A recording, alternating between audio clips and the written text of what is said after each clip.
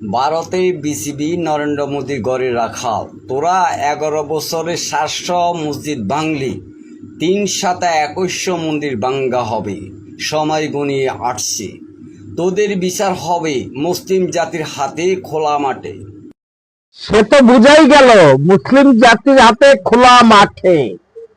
তা পাকিস্তানকে তো বুঝিয়ে দেওয়া হয়েছে তোর আব্বাজানকে, সেখানে দাঁড়িয়ে তুই কি বুঝতে পারছিস না? হিন্দু জাতের মাইরে আমি গোয়া মারি খানকির পোলারা, তোরা যে দুর্গার পূজা করবি, দুর্গার মাথাটা বাইঙ্গা দুর্গার গোয়া মারি, তখন মা বোনের গোয়া মারি।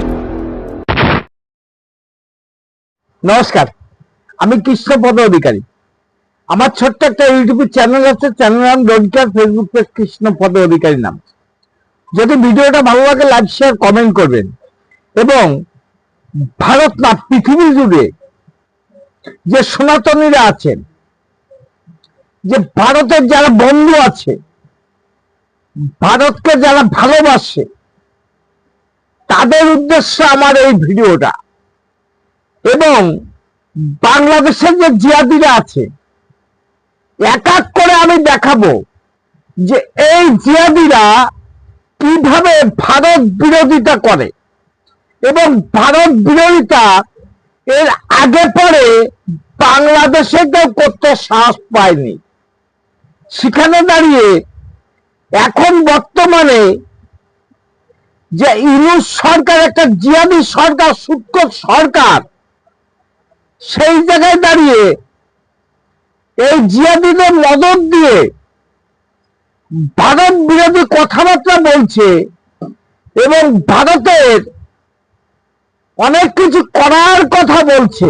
আমরাও তৈরি হয়ে আছি। ক্ষমতা থাকলে ছুঁয়ে তো দেখ, ক্ষমতা থাকলে আক্রমণ করে তো দেখ, তাহলে বুঝবো তোরা বাপের সুপুত্র। আর তা না হলে ওই পাকিস্তানের যে খানেগে যে বীজটা ছিল, সেই বীজ তোরা এখন কথা বলছিস ভারতের বিরুদ্ধে। চলেন দেখবো ভিডিওটা, ইন্টারেস্টিং ভিডিও হচ্ছে। কারণ ভারতের বিরোধিতা করতে করতে এটা কতদূর চলে যাচ্ছে, সনাতন বিরোধী করতে করতে কতদূর চলে যাচ্ছে দেখাবো ভিডিওটা। চলেন শুরু করি ভিডিও। যদি কেউ ভাবে এটা কি সম্ভব ইন্ডিয়াকে হারানো, ফাকাদ ইরতাদ্দা, ও মুরতাদ হয়ে যাবে, কাফের হয়ে যাবে, ঠিক কিনা?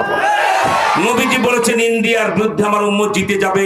আর এই কাশিমপুর কারাগারের 6 তলায় আমি আর মামুল হক বারান্দায় বসে ইন্ডিয়ার দিকে তাকায়া আমি যেন চোখে দেখতে পাইতাম দিল্লির লাল কেল্লায় লা ইলাহা ইল্লাল্লাহ মুহাম্মদ রাসূলুল্লাহ কলেমার পতাকা উঠতেছে, আমরা সেই ঝান্ডা লাগাইতেছি। আল্লাহ সাহেব, আপনি ভয় পাবেন না, এদেশের সকল মানুষের হাত আপনার সাথে আছে, ঠিক কিনা? ইন্ডিয়া যখন আমার বর্ডারে বিনা নোটিশে সৈন্য মোতায়েন করেছে, রাতারাতি বাংলাদেশ দখল করতে চায়, আমরা পরামর্শ দেব 18 বছরের উপরে 30 বছর নিচে বাংলাদেশে 3 কোটি যুবক আছে। এই যুবকদেরকে 6 মাসের ভিতরে অত্যাধুনিক সামরিক প্রশিক্ষণ দিতে হবে, অত্যাধুনিক অস্ত্র চালনা শেখাতে হবে। এরপরে যদি ইন্ডিয়া আমার বাংলাদেশের 1 ইঞ্চি মাটি ক্রস করে, এই প্রশিক্ষিত 3 কোটি যুবক বাংলাদেশের 5 লক্ষ সেনাবাহিনীর সাথে কাঁধ মিলায়া 24 ঘন্টার ভিতরে কলকাতা দখল করে রাইটার বিল্ডিং এ কলেমার পতাকা উড়াবে। তার পরবর্তী 36 ঘন্টার ভিতরে পাটনায় উড়াবো।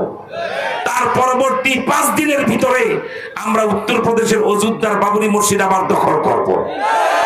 এবং মনে রাখবা, বলে যাই, বড় বড় অক্ষরে লিখে রাখবা, বাবরি মসজিদ আবার নির্মিত হবে। বাবরি মসজিদের মাথার উপরে যারা রাম মন্দির বানিয়েছে লাঠি দিয়ে ভেঙে ফেলবো। আবার বাবরি মসজিদ নির্মিত হবে। আমি যেন দেখতে পাচ্ছি আল্লামা মামুল হক খতিব হিসাবে বাবরি মসজিদের মিম্বরে দাঁড়ায় জুমার নামাজের ইমামতি করার প্রস্তুতি নিচ্ছে। বাবরি মসজিদ আবার নামাজ হবে, জুমা হবে। এই দাওয়াত পেলে কিশোরগঞ্জের মুসলমানরা যাবে। কারা কারা যাবে হাত তোলে, আল্লাহু আকবার বলে দেখায় দাও। একটা কথা আছে কি, যতদূর হাত যায় ততদূর চুলকাও। এটা বাংলায় একটা প্রবাদ কথা আছে।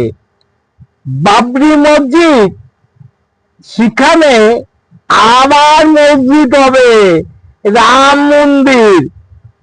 গান্ডুর বাচ্চা, তোকে আমি বলছি, শুনে রাখ, তুই যে ভাষাগুলো দিলি আর যে কথাগুলো বললি, তোর বিরুদ্ধে সকল সনাতনীরা গুর্জে উঠবে একসঙ্গে। শুনে রাখ, তুই বলছিস না মহাকারণ দখল করে নিবি, তারপর যেটা বললি সেটা আর দরকার নেই। বাবরি মসজিদে আবার নামাজ হবে, বাবর তো নেই, নামাজ পড়াবে কে? কারণ বাবরের আমলে যেটা হয়েছে এখন সেইভাবে সেই ব্যাখ্যা তোরা দিচ্ছিস, এটা বিশ্বের জনগণ ভালো করে দেখছে।